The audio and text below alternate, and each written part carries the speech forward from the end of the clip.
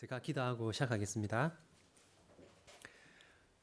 우리를 위해 이 땅에 내려오시고 또 우리를 위해 하늘로 올라가신 예수님, 우리를 구원하기 위하여 다시 오실 예수님을 믿습니다.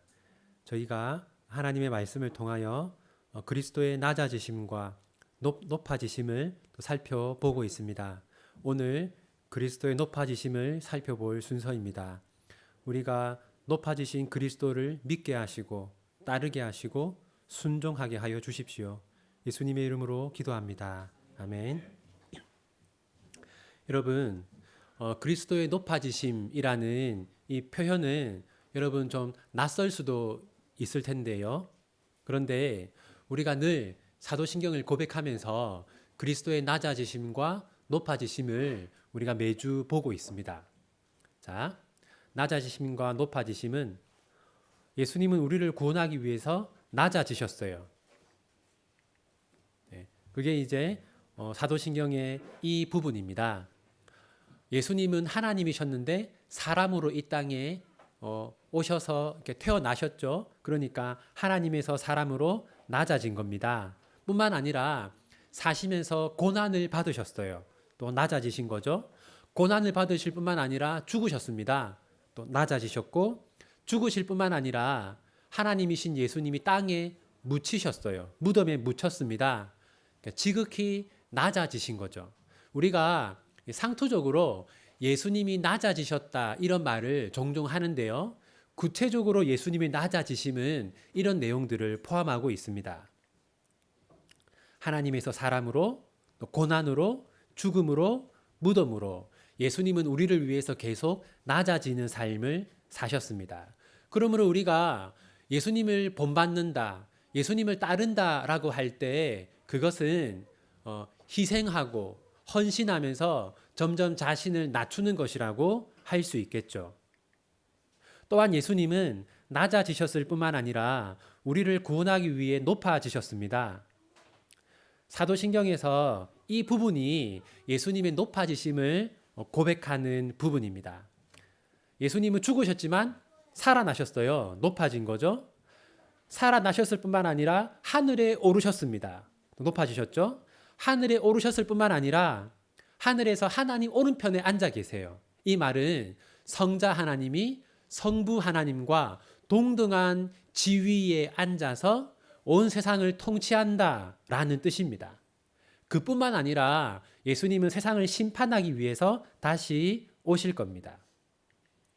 자, 죽음에서 부활로 높아지셨고 부활에서 승천으로, 승천에서 통치로, 통치에서 심판으로 예수님은 높아지셨어요. 자, 먼저 한번 1번. 예수님은 죽으신 후 어떻게 되셨습니까? 같이 읽겠습니다. 장사 지낸 바 되셨다가 성경대로 사흘 만에 다시 살아나사. 네. 성경에는 예수님이 3일 만에 부활할 것이라는 것이 이미 예언되어 있었습니다. 그 말씀대로 예수님은 3일 만에 다시 살아나셨어요. 자, 그 다음 2번. 부활의 증거는 무엇입니까? 예수님이 부활하셨다고 말하는데 그 증거가 뭐냐? 한번 우리 같이 한번 읽어보겠습니다. 게바에게 보이시고 후에 12제자에게와 그 후에 500여 형제에게 일시에 보이셨나니 그 중에 지금까지 대다수는 살아있고 어떤 사람은 잠들었으며 그 후에 야고보에게 보이셨으며 그 후에 모든 사도에게와 맨 나중에 만삭되지 못하여 난 자 같은 내게도 보이셨느니라. 무슨 말을 하는 거냐면 예수님의 부활을 목격한 수많은 증인들이 있다라는 겁니다. 예수님이 부활하셨다는 역사적 증거는 다음과 같은데요. 자, 우리가 지금 고린도전서 말씀을 보았는데요. 고린도전서는 예수님의 부활을 목격한 증인들이 최소한 500명 이상이다라고 말하지 않습니까? 그런데 이제 이 고린도전서가 성경으로 인정받고 교회에서 통용되고 읽혀질 때 예수님의 부활을 목격한 사람들이 살아 있었단 말이에요. 만약에 고린도전서에 기록된 내용이 거짓말이라면 초대교회 신자들은 이 고린도전서를 하나님의 말씀으로 성경으로 믿지 않았을 겁니다. 오히려 사도 바울에게 무슨 거짓말을 하느냐고 바울을 비판했겠죠. 그러니까 바울이 고린도전서를 기록했을 때 실제로 예수님의 부활을 목격한 저 500명은 살아 있었던 겁니다. 두 번째, 여러분, 로마 군인들이 예수님을 잡으러 왔을 때 제자들이 어떻게 했습니까? 11 제자들이 도망갔죠. 여러분, 자, 예수님이 살아 있을 때도 제자들은 무서워서 도망갔는데 예수님이 죽으셨고 부활하지 않았다면 여러분, 그 겁이 많았던 제자들이 예수님의 부활을 증언하기 위해서 목숨을 걸었겠습니까? 실제로 제자들은 예수님이 부활하셨다고 외치다가 결국 죽음을 당했거든요. 예수님이 살아계실 때도 무서워서 도망갔던 사람들이 예수님이 죽은 다음에는 예수님을 증언하기 위해 목숨을 걸었다는 건 말이 안 됩니다. 그러니까 11 제자는, 사도들은 실제로 부활하신 예수님을 보았던 것이죠. 세 번째, 예수님의 무덤은 비어 있었습니다. 이것은 역사적인 사실입니다. 이 당시 총리였던 본디오 빌라도가 기록한 보고서도 있어요. 기독교 서점에 가도 그 책을 또 팔고 있어요. 본디오 빌라도의 보고서라고 해서 예수님의 무덤이 비어 있었다는 것은 역사적 사실입니다. 이것은 불신자들도 인정하는 역사적 사실이에요. 유대인들과 이 로마 이제 군인들은 예수님의 제자들이 예수님의 시체를 훔쳐갈까봐 예전보다 훨씬 더 엄격하게 예수님의 무덤을 지키고 있었습니다. 그렇기 때문에 예수님의 제자들이 예수님의 무덤을 훔쳐갔다는 것은 말이 되지 않는 일입니다. 예수님의 부활을 설명한 가장 유명한 책은 리 스트로벨이라고 미국의 유명한 기자입니다. 그 기자로서 상도 받았던 아주 유명한 분인데, 이분이 이제 자기의 아내와 딸이 예수님을 믿는 게 너무 싫은 거예요. 특히 이제 예수님이 하나님의 아들이신데 죽었다가 부활하셨다라는 사실이 자기는 너무 말도 되지 않게 여겨진 겁니다. 그래서 이 사람이 이제 기자니까 이제 기자로서 부활에 관한 역사적 사실들을 찾기 시작했어요. 왜냐하면 예수님의 부활이 거짓말이라는 증거를 찾아서 아내와 딸을 설득하려고. 그런데 이 사람이 부활의 증거들을 찾으면서, 사실은 부활이 거짓말이라는 증거를 찾으면서 부활이 역사적 사실이라는 걸 알게 되고 회심하게 되었습니다. 그 과정을 적은 게 이 책인데요. 영화도 있죠. 자, 이 책의 내용은 이런 겁니다. 먼저 목격자들의 증언은 사실인가? 이제 게리 헤버메스라고 하는 신학교 교수님께 물었습니다. 그 대답은 예수님의 목격자들은 최소한 500명인데 이 500명 대부분이 예수님의 부활을 증언하다가 순교했습니다. 여러분, 사람이 사실이 아닌 것을 끝까지 사실이라고 하다가 죽는 것은 사실 어렵죠. 정말 이 500명은 예수님의 부활을 목격했기 때문에 목숨을 걸었던 겁니다.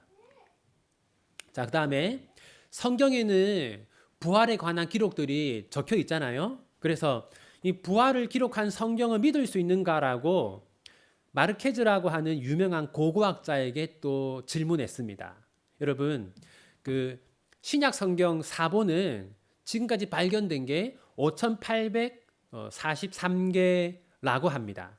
이것이 다 이제 다양한 환경에서 또 다양한 역사적 상황 속에서 이런 사본들이 발견되었는데, 이 모든 사본들이 일치되게 이제 일치된 내용을 말하고 있어요. 그 말은 이 신약 성경이라는 것이 사람이 만든 그냥 일반적인 글이 아니라 하나님의 말씀임이 틀림없다는 거죠. 그러니까 예수님이 죽음에서 부활하신 그 2000년 전부터 지금까지 이 성경은 중간에 왜곡하거나 과장하거나 거짓말을 넣는 그런 것 없이 2000년 전부터 지금까지 성경이 순수하게 보존되어 왔다는 겁니다. 어떤 사람들은 이런 주장을 하거든요. 예수님이 부활했을 리가 없고 예수님이 죽으신 후 몇백 년이 지나서 사람들이 그 거짓말로 적어 넣었을 것이다. 왜냐하면 역사적으로 그런 게 있잖아요. 쿠데타를 일으켰는데 시간이 지난 다음에 나의 쿠데타를 아주 좋은 일로 미화하기 위해서 역사를 왜곡하는 경향이 있지 않습니까? 그런 것처럼 예수님의 부활도 역사적 사실이 아닌데 시간이 지난 다음에 왜곡한 게 아닌가라고 하는 그런 의심이 있지만 2000년 전에 기록된 성경이나 그 이후에 발견된 성경이나 모두 다 내용이 정확하게 일치합니다. 그러니까 예수님의 부활에 관한 내용은 후대에 삽입하거나 왜곡한 게 아니라는 거죠. 예수님은 기절했던 거 아닌가? 기절하셨다가 살아나셔서 자력으로 탈출한 게 아닌가? 또 이런 주장도 있는데요. 알렉산더 메드럴이라고 하는 미국의 신장 폐혈액 연구소 전문의에 따르면 이 십자가에 달렸을 때 질식으로 죽는다고 합니다. 그리고 군인들이 예수님의 옆구리를 창으로 찔렀을 때 물과 피가 나왔는데요. 이것은 사람이 질식으로 죽었을 때 나타나는 현상이라고 해요. 예수님은 확실하게 죽으셨던 것이죠. 자, 그러니까 이러한 역사적인 성경의 증언뿐만 아니라 역사적인 증언들을 모두 종합할 때 예수님의 부활은 사람들이 만들어낸 허구가 아니라 예수님이 죽었다가 살아나셨다라고 하는 것은 역사적인 사실입니다. 우리는 물론 성경에 예수님의 부활이 기록되어 있기 때문에 믿기도 하지만 그것이 너무나 당연한 역사적 사실이기 때문에 우리는 예수님의 부활을 믿는 겁니다. 3번, 예수님은 부활하신 후에 어디로 가셨습니까? 읽겠습니다. 이르되 갈릴리 사람들아 어찌하여 서서 하늘을 쳐다보느냐? 너희 가운데서 하늘로 올려주신 이 예수는 하늘로 가심을 본 그대로 오시리라 하였느니라. 예수님은 하늘로 가셨죠. 자, 그런데 여러분, 제가 최근에 이제 우주에 관한 책들을 좀 보고 있습니다.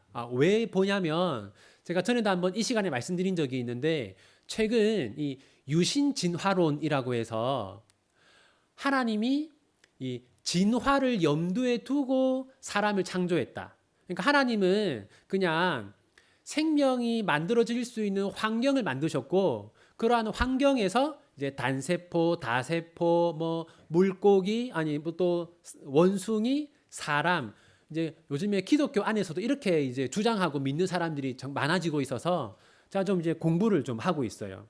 하고 있는데 제가 그런 책들을 보다 보니까 이 우주 과학이 발달하면서 점점 이 불신자들이 하나님은 없다라고 강력하게 주장한다고 합니다. 그게 무슨 말이냐면 고대인들은요, 이 말씀을 보면서 우주 어딘가에 하나님이 계신 하늘이라고 하는 공간이 있다고 믿었답니다.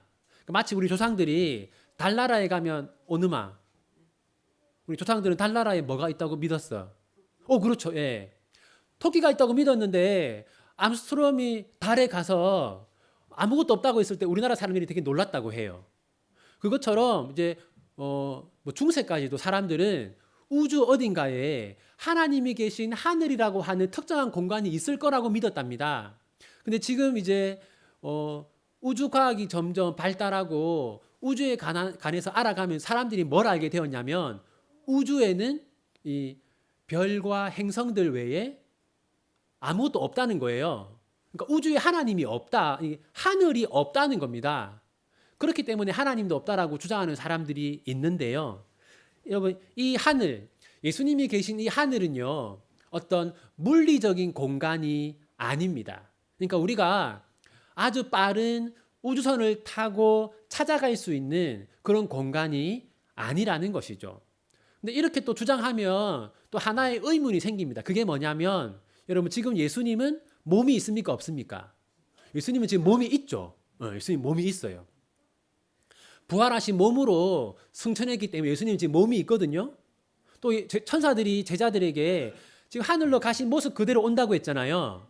그러니까 지금 이 하늘이라는 곳은 분명 어떤 물리적인 곳은 아닌데 예수님은 물리적인 몸을 가지고 하늘에 계세요. 그러니까 이건 우리가 상상할 수 없는 어떤 신비한 세계인 거죠. 자, 중요한 것은 그냥 우리는 일단 믿는 겁니다. 지금 예수님은 하늘에 계신다. 근데 그 하늘은요, 우주 어딘가는 아니다. 여러분 제가 막 자료를 찾아보니까 아주 옛날에는 어떤 신문에요. 천국을 우주 만원경으로 찍었다. 그런 가짜 뉴스도 있었더라고요. 근데 그런 건 여러분 말이 되지 않습니다. 하늘은 우주 어딘가에 있는 특정한 공간은 아니라는 것을 여러분들 아셔야 합니다. 자, 다음 4번. 예수님은 지금 무엇을 하십니까? 여러분, 예수님은 지금 하늘에서 뭘 하시느냐? 읽어보겠습니다. 일하고 있어요. 자, 같이 읽겠습니다. 여호와께서 내 주에게 말씀하시기를 내가 내 원수들로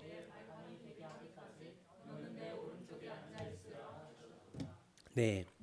예수님은 성부 하나님의 오른편에 앉아 계시는데 그래서 우리도 사도신경에서 하나님 우편에 예수님이 계신다 이렇게 고백하지 않습니까? 그런데 하나님은 몸이 없으시기 때문에 하나님께는 오른쪽도 없죠. 그러니까 우편에 앉아 있다는 것은 오른쪽에 앉아 있다는 것이 아니라 사람으로 낮아지셨던 예수님이 성부 하나님과 동등한 지위로 높아지셨다 그 말을 하는 거고요. 그리고 앉아 있다라는 것은 자 여러분 이렇게 왕들의 모습을 보면 왕들에 관한 그림은 대부분 앉아 있는 모습으로 묘사됩니다. 백성들은 서 있고 왕들은 그 보좌에 앉아 있는 거죠. 그러니까 예수님이 앉아 있다라고 하는 것은 왕의 보좌에 앉아서 온 세상을 다스리고 있다라는 뜻인 겁니다. 예수님은 지금 뭘 하느냐? 온 세상을 앉아 있어요. 네. 앉아서 온 세상을 다스리고 있습니다. 그리고 어떤 식으로 다스리느냐? 같이 읽겠습니다. 이는 하나님의 영광의 광채시요 그 본체의 형상이시라 그의 능력의 말씀으로 만물을 붙드시며 죄를 정결하게 하는 일을 하시고 높은 곳에 계신 지극히 크신 이의 우편에 앉으셨느니라. 자, 여러분 예수님이 지금 하나님 우편에서 특히 어떤 일을 하십니까? 자, 능력의 말씀으로 만물을 붙드시는데 특히 어떤 일을 해요? 죄를 정결하게 하는 일을 하시죠. 이 말을 바꾸어 얘기하면 우리를 구원하기 위한 일을 하신다 이렇게 우리를 볼 수 있겠습니다. 우리를 죄로부터 구원하는 일을 하고 계신다. 여러분 그래서 우리는 믿어야 하는데 우리 주위에서 일어나는 일이 슬픈 일이든지 또는 기쁜 일이든지 그것들은 모두 다 우주를 다스리는 하나님께서 우리를 구원하기 위해서 하시는 일이다 라는 것을 우리는 믿어야 합니다. 자, 5번. 예수님은 마지막 날에는 무엇을 하시는가? 같이 읽겠습니다. 인자가 아버지의 영광으로 그 천사들과 함께 오리니 그때에 각 사람이 행한 대로 갚으리라. 네. 예수님은 마지막 날에 심판하기 위해서 오실 겁니다. 자, 한번 질문을 읽으면 답을 읽어주세요. 28문 그리스도의 높아지심은 무엇입니까?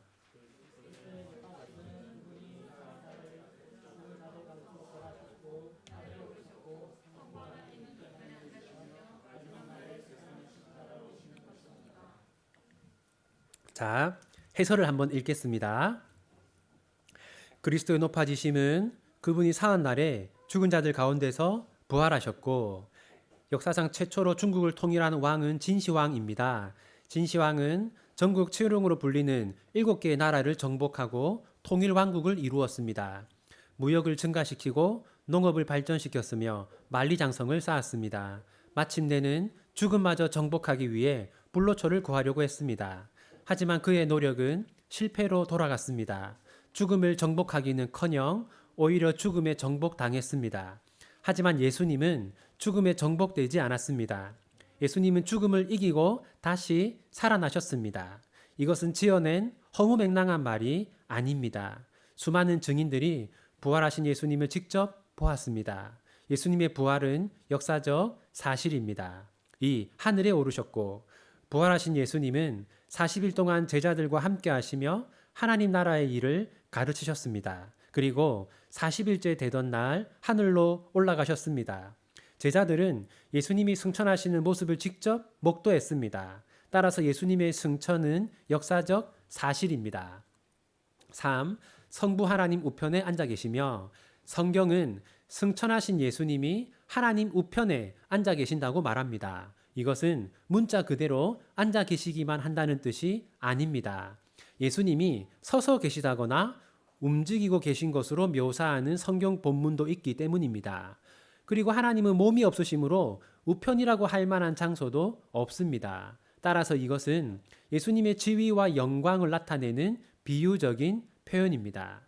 한때 사람의 모습으로 낮아지셨던 예수님께서 이제는 하나님의 자리에 앉아서 온 우주 만물을 통치하고 계신다는 뜻입니다. 예수님은 특별히 자기 백성의 구원을 위해 만물을 다스리고 계십니다. 4. 마지막 날에 세상을 심판하러 오시는 것입니다.